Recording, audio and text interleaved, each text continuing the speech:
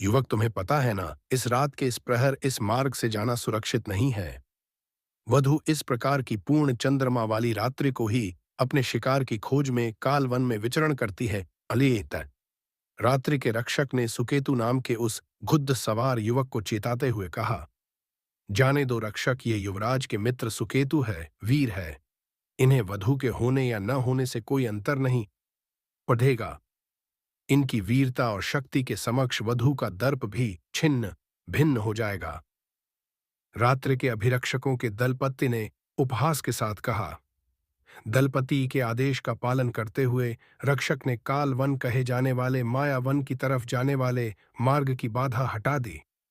माया one में रात्रि के समय जाने वाले युवक प्रायः विलुप्त हो जाते थे। उन्हें खोजने के समस्त प्रयास विफल होने के उपरांत उन्हें मृतक मानते हुए उनकी मृत्यु का कारण वधु नाम की उस किंवदंती को मान लिया गया, जिसके पैतनी होने वका युवकों को विलुप्त कर देने के किस्से प्राचीन काल से ही पूरे क्षेत्र में कहे सुने जाते रहे थे। युवक ने उपहास से 7 रात्रि के रक्षक और रक्षकों के दलपति की तरफ देखा और फिर अपने अश्व को दौड़ाते हुए माया वन में प्रवेश कर गया।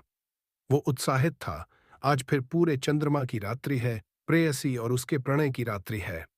इस रमणीय वन का नामकरण माया वन किस महान विभूति ने किया, यह विचारणीय था, क्योंकि कोई भी मायावी या मायाविनी इस वन में विचरण न तथा नहीं करते प्रतीत होते थे।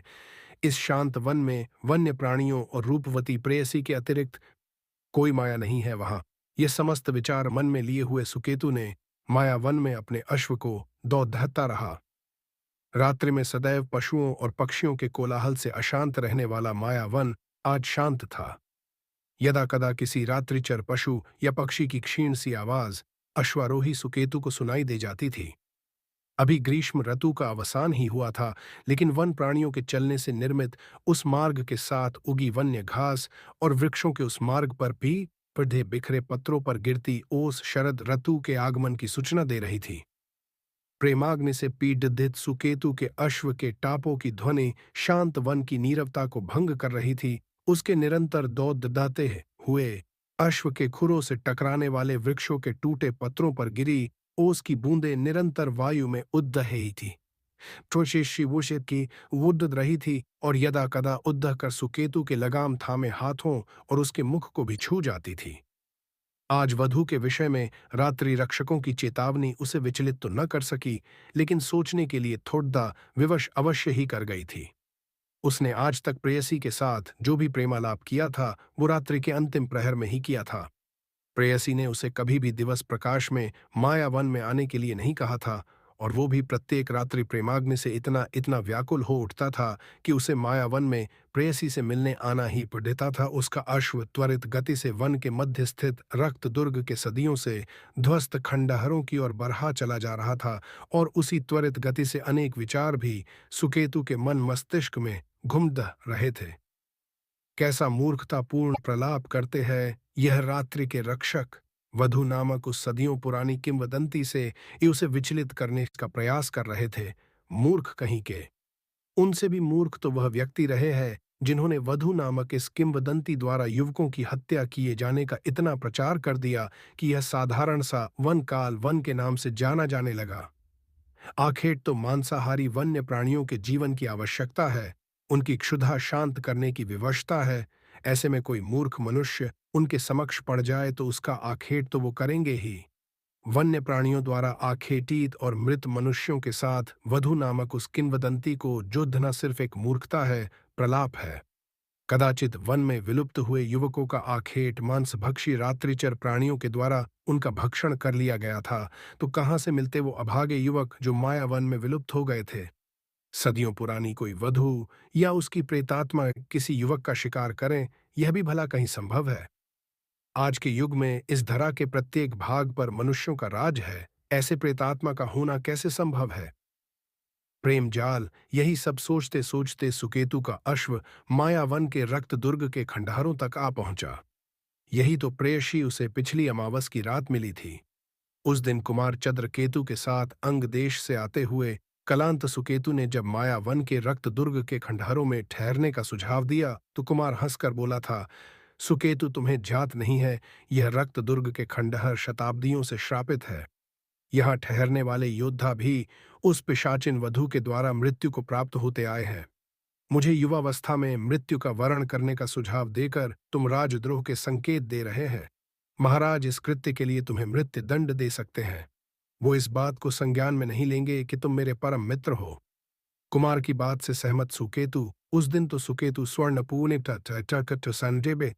स्वर्णपुरी में वापस आ गया था, लेकिन रक्त दुर्ग के उन खंडहरों के किनारे खदे झुरमुटों में खदददी उस मृगनयनी उस कोमलांगी को सुकेतु भूल न सका और रात्रि में जा पहुंचा मायावन के रक्त दुर्ग के खंडहरों में। वो कोमलांगी कहीं न थी। उसने खंडहर का कोना कोना छान मारा था, लेकिन वो कोमलांगी उसे कहीं भी न मिली थी। वो वन से गमन करने ही वाला था कि उसके पीछे से एक नारी स्वर ने उसे स्तब्ध कर दिया। किस प्रयोजन से रात्रि के इस प्रहर इस श्रापित खंडहर में विचरण कर रहे हो? एक चांदी से खनकते नारी स्वर ने उसका मार्ग अवरुद्ध कर दिया था।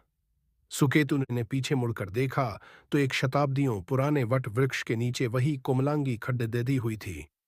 उसे देखकर मंत्रमुग्ध सुकेतु के मुख से स्वर न निकल सका, और जो स्वर उसके मुख से निकला था वो कदाचित उसका नहीं था, किसी अन्य व्यक्ति का था, किसी अज्ञानी व्यक्ति का था। हे कोमलांगी, मैं आज दिन में तुम्हारे नयनों के बाणों से घायल हो चुका हूं और उन्हीं नयनों में खो जाने के लिए यहां इस वन में विचरण कर रहा हूं। ये अनर्गल प्रलाप करने के बाद सुकेतु को लगा कि वह उस कोमलांगी के प्रेम बाण से विक्षिप्त अवस्था में पहुंच चुका है। तभी तो आज उसका उसकी वाणी पर कोई नियंत्रण नहीं है। रात्रि के इस प्रहर इस श्रापित खंडहर में मुझे देखकर क्या तुमको किसी प्रकार का भय नहीं है? तुम एक ऐसी युवती से प्रणय निवेदन कर रहे हो जिसके विषय में तुम्हें कुछ भी ज्ञात नहीं है। क्या तुम्हें तुम्हारे प्राणों का भय नहीं है? क्या तुम्हें उस पिशाचिनी वधू का भी भय नहीं है? उस कोमलांगी की चांदी से खनकती वाणी एक बार फिर से सुकेतु के मन मस्तिष्क पर छा गई। मैं योद्धा हूं हे कोमलांगी, मुझे प्राणों का भय क्यों होने लगा? रही उस किंवदंती पिशाचिनी वधू की बात, मुझे उस किंवदंती पर किंचित भी विश्वास नहीं है। क्या मेरे उत्तर के उपरांत मुझे मेरे प्रणय निवेदन का उत्तर भी मिलेगा हे कोमलांगी? सुकेतु ने अपने अश्व से उतरते हुए कहा था, उत्तर नहीं मिलेगा, पहले सिद्ध करो कि तुम प्रेम के योग्य हो। कहकर वो कोमलांगी एक हरिणी के समान कुलांचे भरते हुए उस श्रापित राजसी खंडहर की तरह दौददह पुडिदद्दी। मंत्रमुग्ध सुकेतु ने उसकी चुनौती को स्वीकार किया और उसे पकड़े दहने के लिए उसके पीछे दौददह से पुडिदहा। वो कोमलांगी उस श्रापित राजसी खंडहर में प्रवेश कर चुकी थी और वीरता के दर्प में चूर सुकेतु ने भी उसके पीछे दौड़ते हुए रक्त दुर्ग के खंडहर में प्रवेश किया और शुरू हुआ लुका छिपी का खेल। रात्रि के अंतिम प्रहर तक वो कोमलांगी उस रक्त दुर्ग के श्रापित खंडहर में ऊपर से नीचे दौड़ती रही और प्रेम बाण से क्लांत सुकेतु उसके पीछे दौड़ता रहा। उस खंडहर के एक परकोटे पर वो कोमलांगी उसकी पगडंडी में आ गई। वो बुरी तरह हाँफते हुए बोली, युवक, मैं वनराज की पुत्री प्रेयसी हूं। तुम कौन हो? प्रेयसी, मैं स्वर्णपुरी के पूर्व सेनापति वीरभान का पुत्र सुकेतु हूं। सुकेतु अपनी भुजाओं में कैद उस कोमलांगी के मस्तक की तरफ देखते हुए बोला, सुकेतु, हे प्रिय युवक, मुझे प्रेम करो। प्रेयसी के मुख से वही चांदी सा खनकता स्वर निकला। प्रेम की भाषा टलिसी सदैव की भांति। प्रेयसी उसे रक्त दुर्ग के खंडहर के शयन कक्ष की प्रस्तर शायिका पर विश्राम करते हुए मिली। वो शयन कक्ष उस खंडहर का सबसे कम क्षतिग्रस्त कक्ष था, जो पिछले एक चंद्र पक्ष से प्रेयसी और सुकेतु का प्रेम कक्ष बना हुआ था। उसी कक्ष के मध्य देपटी जैसी एक विशाल प्रस्तर शिला उन दोनों की शायिका बनी हुई थी, जिसे वो दोनों प्रेमशिला कहते थे। योद्धा सुकेतु, क्लांत लग रहे हो, आओ मेरी प्रेम पाश में समाहित हो जाओ।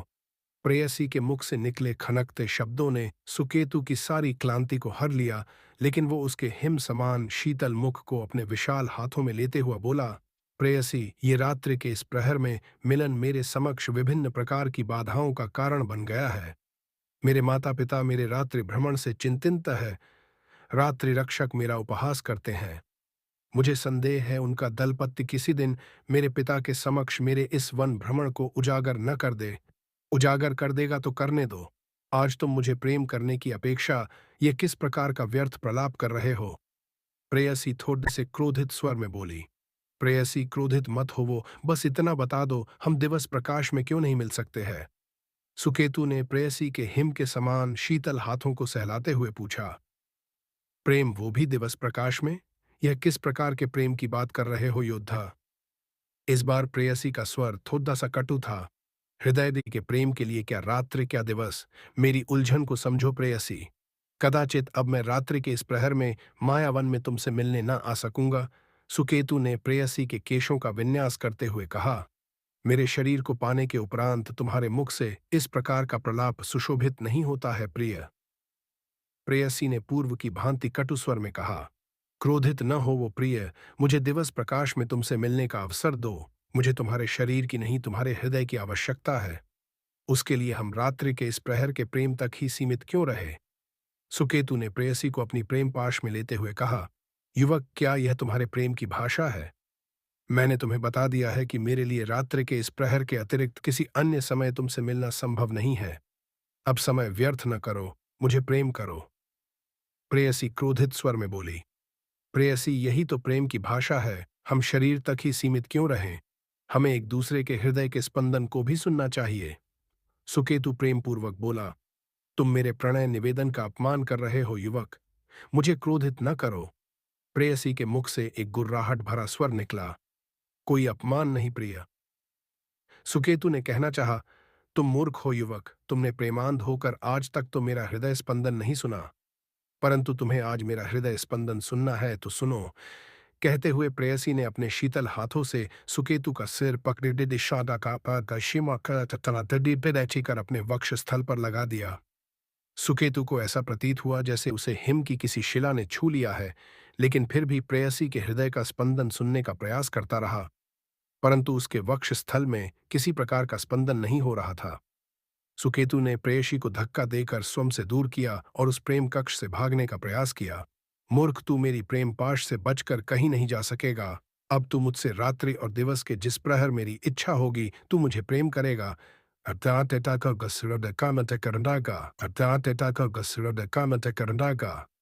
प्रेयसी के मुख से चांदी जैसे खनकते स्वर के स्थान पर भिन भिनाता सा स्वर निकला, तू वो पिशाचिनी वधू है। मुझे जाने दे पिशाचिनी, मेरे माता पिता मेरी प्रतीक्षा कर रहे हैं। सुकेतु भयभीत स्वर में बोला, मूर्ख है तू, तूने मेरा वर्ण करते समय तो अपने माता पिता को स्मरण नहीं किया था। इस प्रेम शिला की तरफ देख, तूने इस शिला पर ही मुझसे प्रेम किया है। आ सकता है थकाने का सटर विषय चिना सा अब इस शिला में ही समाहित हो जाते हैं। इस प्रेम शिला में तेरे जैसे असंख्य युवक समाहित है।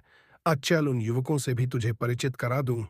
कहते हुए प्रेयसी ने उछलकर सुकेतु को अपनी भुजापाश में लिया और उस प्रेम शिला में समाहित हो गई। अब तक शांत पड़े वन में कोलाहल सा मच गया और हिंसक रात्रिचर अपने आखेट पर निकल पड़े।